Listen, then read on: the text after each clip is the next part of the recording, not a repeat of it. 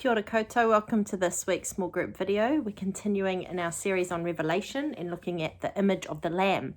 And the thing that struck me the most in reading Revelation initially was imagining this throne room that Tabia explained to us so well last week, where we've got the rainbow and the throne and the people bowing down in worship and flames of glory and four living creatures and this incredible display of majesty and honor and glory. And right in the middle of the scene is this lamb.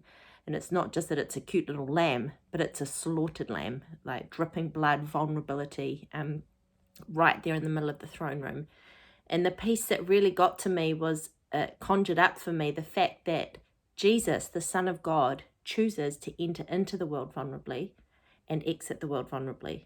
So he's born into poverty, he's born as a refugee in Bethlehem, and has got no social status, and he's chosen that to come so vulnerably, and then he chooses to be handed over to the authorities and to die the most excruciating, humiliating death on the cross.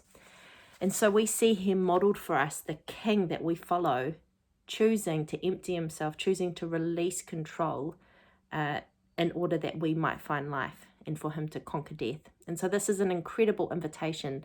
With Revelation, there's all these crazy images of beasts and dragons and war, but actually when it distills down, the main message is that it's a revelation of the promise of God's kingdom that is going to be coming.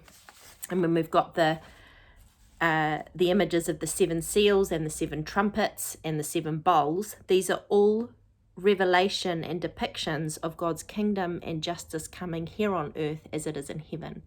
And the invitation for the readers of this letter, which initially was to the churches in Asia, but applies to us as well, is that we are invited to follow the Lamb, to follow the slaughtered Lamb and his model of life, of emptying himself, of choosing vulnerability.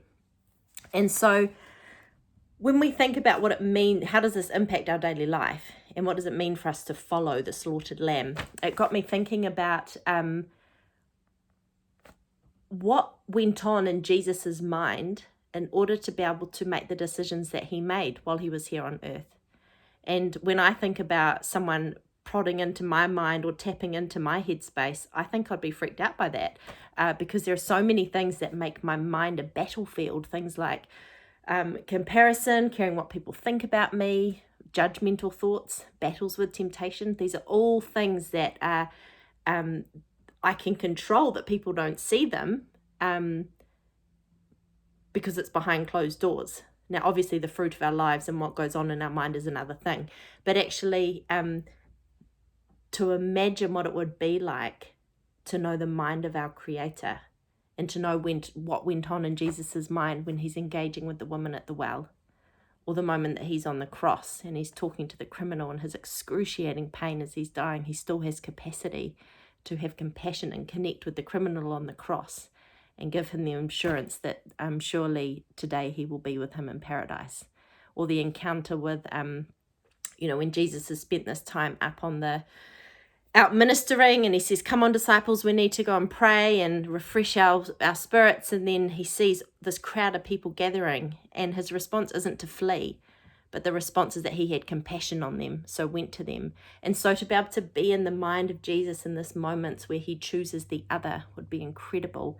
And so for us, the invitation is to have the mind of Christ. And if you have a moment at some point, just to dwell on Philippians 2, where it talks about that we are to put on and to have the mind of Christ, that though he had all power and authority, he chose to empty himself and to be born vulnerably and then to die on the cross.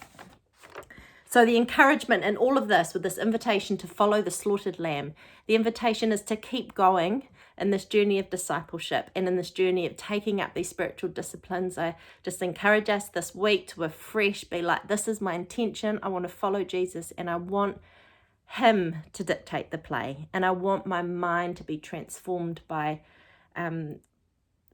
Christ. I want to have the mind of Christ. So let me pray. Jesus, as we continue on this journey of discipleship and of reorganizing our life around Jesus, I pray that you give us a fresh courage, strength, and focus in our journey with you. Amen.